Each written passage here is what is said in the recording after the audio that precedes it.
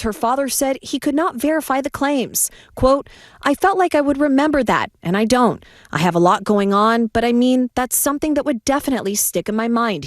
And we are back, y'all. Go ahead and hit that like button. Y'all, we are bringing you some late breaking news from the attorney of Jay-Z. His name is Alex Spiro, and we want to give a thanks to Megan Cuniff. She is the person who posted this on her X, and this just came out within the past hour or two. Now, what you're going to see in this filing is that Jay-Z's lawyer is going to say enough. He's going to say, look, it's enough of this lawsuit that this lady has filed against my client.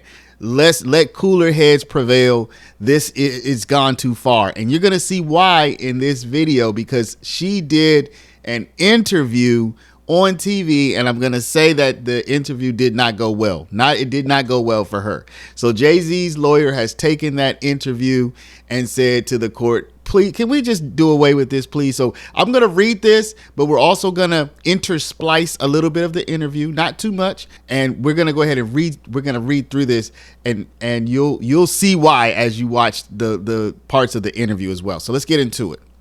Dear Honorable Judge Torres, we write to the court on behalf of our client Sean Carter as a matter of extraordinary and grave importance for the integrity of the proceedings in the above captioned case. Today at 7:22 p.m. Eastern Time, NBC News reported on an interview that its reporters conducted with the anonymous plaintiff in this case. The interview outs plaintiff's allegations for what they are, a sham. Basic facts in her narrative, the who, what, when, and where, are wrong. She claims her father picked her up after the assault. Her own father denies that ever happened.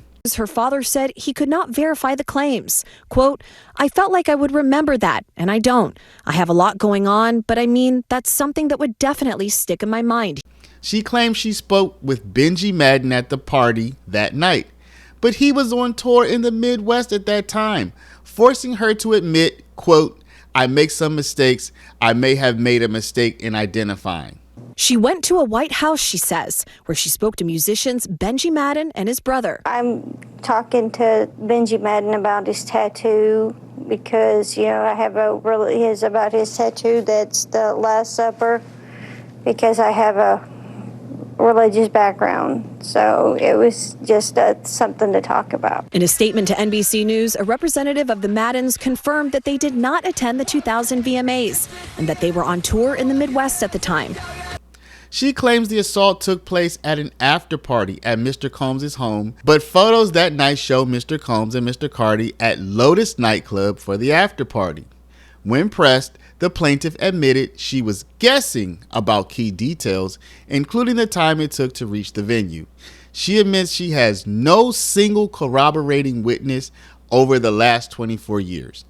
These stunning revelations make clear that the complaint filed by plaintiff's attorney, Anthony Busby, therefore had no factual basis whatsoever.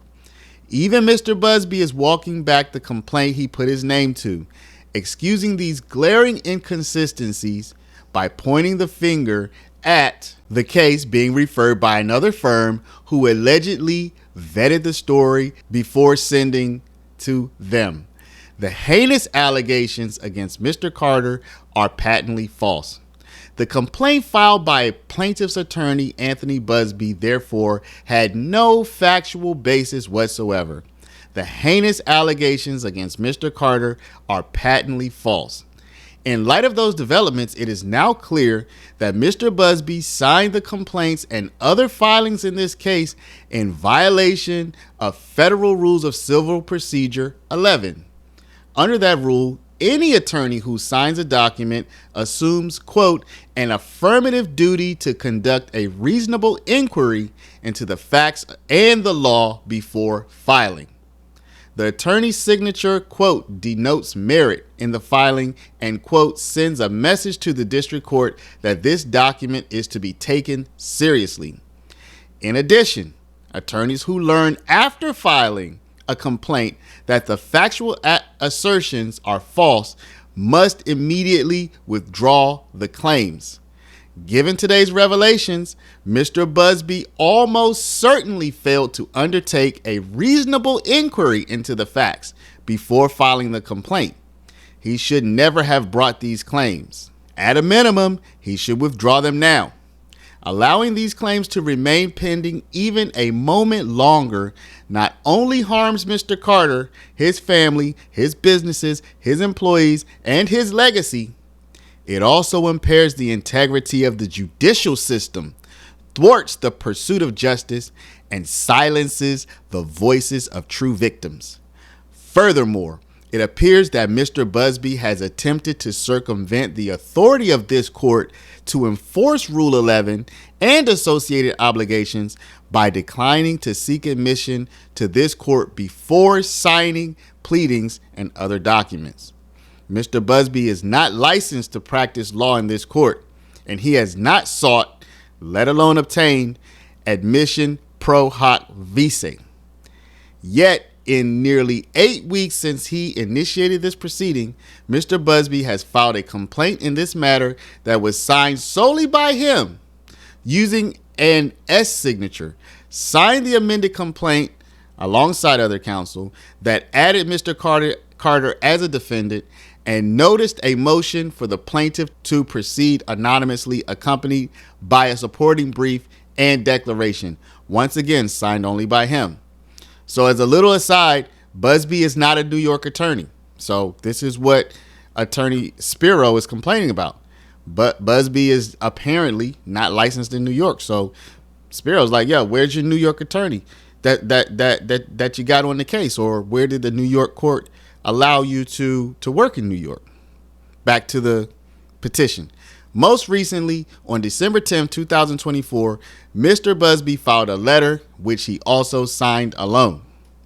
Mr. Busby's failure to obtain admission to the bar of this court is a transparent attempt to circumvent the basic requirements of Rule 11 and the rules of professional conduct. Admission subjects an attorney to the jurisdiction of the court and to the sanctions for signing pleadings that are not grounded in the facts and the law. Mr. Busby thus appears to have strategically declined to seek admission in order to avoid sanctions for a complaint that he knew had no factual basis. Given these facts, Mr. Carter intends to file immediately a motion to strike the first amended complaint under Rules 11, C2, and 12F. He respectfully requests that the court shorten the filing deadline for that motion from 21 days to 1 day from the date of service in light of today's stunning public disclosure and severe ongoing harm to Mr. Carter's reputation. Now, y'all, that's a go hard motion. What more? Do I need to add anything? I think it speaks for itself. So I'm going to leave it at that. I'd like for y'all to, in the comments, let me know what you think. Are you convinced? It seems like after this interview, this whole thing's going to just go away. That interview was a disaster from what I've seen so far. I don't know if they left out some context, but it seems like a disaster. It seems like Jay-Z is going to be in the clear unless the Busby side or whoever's accusing Jay-Z has more firepower that they've been holding back. They're going to have to launch it now. I'm not hoping for it. I'm just simply saying if they don't have anything else, this thing is dead in the water. It's done. It's a wrap. It's over. Jay-Z is in the clear unless that other side has more. What do y'all think? Let me know in the comments.